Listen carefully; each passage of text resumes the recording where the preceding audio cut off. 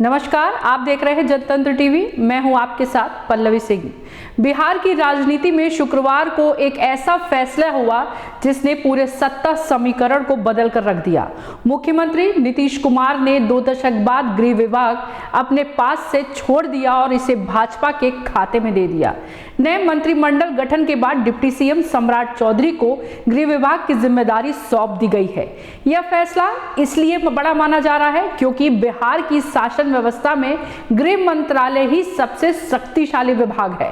Police प्रशासन से लेकर वीआईपी सुरक्षा, बड़े अपराधों की मॉनिटरिंग से लेकर इंटेलिजेंस ब्यूरो तक सभी इस विभाग के अधीन आते हैं। उसके साथ ही पुलिस बल, इंटेलिजेंस रिपोर्ट, वीआईपी सुरक्षा, बड़े अपराध मामलों की निगरानी और जेल प्रशासन सब कुछ अब सम्राट चौधरी के नियंत्रण में आ गया है। तो चलिए क्या है इस रिपोर्ट में आपको बताते हैं विस्तार से। 2005 से लेकर 2025 में कानून व्यवस्था की बागडोर हमेशा नीतीश कुमार के हाथ में रही। चाहे वे सत्ता में रहे हो या बीच में सत्ता परिवर्तन हुआ हो, गृह विभाग कभी नहीं छोड़ा गया। लेकिन इस बार बिसात पूरी तरह पलट गई है। अब वही अधिकार जिनके दम पर नीतीश कुमार प्रशासन चलाते थे, अब सम्राट चौधरी के पास आ गए हैं।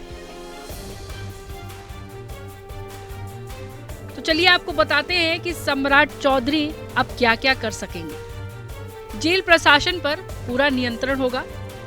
किस जेल में कैसी सुरक्षा होगी, कैदियों की श्रेणी कैसे तय होगी, इस पर अंतिम निर्णय अब गृह मंत्री लेंगे। वीआईपी सुरक्षा की मंजूरी, राज्य में किस नेता, मंत्री या अधिकारी को Z+, Z, Y या Y+ सुरक्षा मिलेगी, यह फैसला सम्राट चौधरी करेंगे।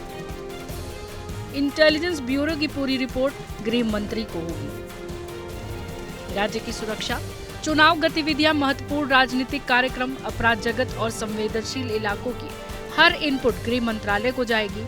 अब ये रिपोर्ट सीधे सम्राट चौधरी के पास पहुंचेगी। बड़े अपराध मामलों की मॉनिटरिंग वही करेंगे। मॉब लिंचिंग, सामूहिक हत्याएं, चुनावी हिंसा, हाई प्रोफाइल मर्डर, इन सभी मामलों की सीधी मॉनिटरिंग गृह मंत्री करते हैं।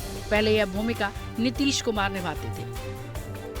धार्मिक और बड़े आयोजन की सुरक्षा, छठ पर्व, कांवड़ यात्रा, बकरीद, दुर्गा पूजा जैसे भीड़ वाले आयोजनों की सुरक्षा प्लानिंग अब सम्राट चौधरी की टीम बनाएगी। नए कानून और संशोधन प्रस्ताव तैयार करवाना, पुलिस एक्ट, जेल मैनुअल, दंगा नियंत्रण कानून, माफिया नियंत्रण कानून, इन सभी का ड्राफ्ट गृह मंत्री के आदेश पर तैयार होता है।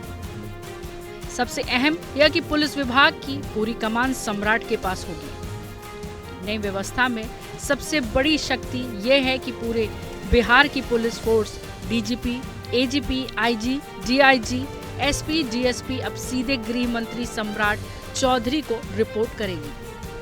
किस जिले में किस आईपीएस अधिकारी की पोस्टिंग होगी, किसका ट्रांसफर या सस्पेंशन होगा, यह सब फैसला अब बीजेपी के डिप्टी सीएम करेंगे।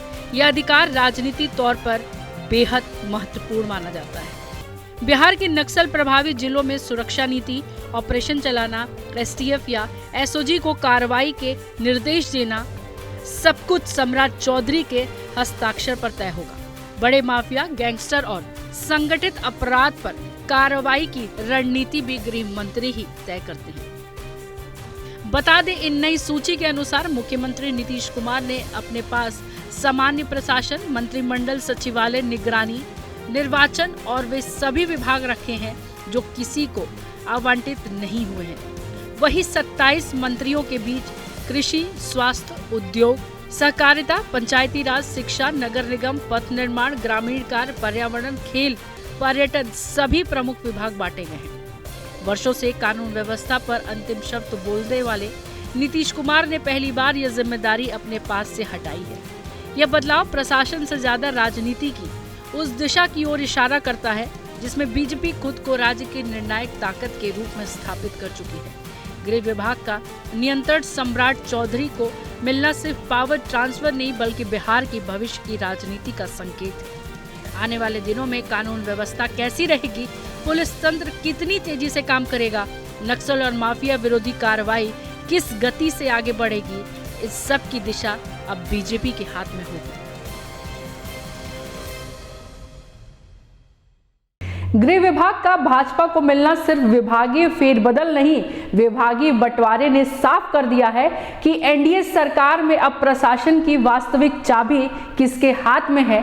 यह बदलाव न केवल नीतीश कुमार की कार्यशैली में बदलाव बता रहा है, बल्कि यह भी बताता है कि बिहार की सियासत में अब भूमिका और ताकत का केंद्र किस तरह से खिसक रहा है। यह संकेत है कि एनडीए में सरकार में सत्ता का संतुलन बदल चुका है। बीजेपी अब न केवल राजनीतिक रूप से बल्कि प्रशासनिक तौर पर भी मजबूत स्थिति में पहुंच चुकी है। और सबसे बड़ा संकेत यह है कि अब बिहार की कानून व्यवस्था का चेहरा नीतीश कुमार नहीं बल्कि सम्राट चौधरी हैं। आपका इस पर क्या कुछ कहना है, हमें कमेंट कर जरूर बताइएगा। कैमरा पर्सन अली के साथ मैं पल्लवी सिंह।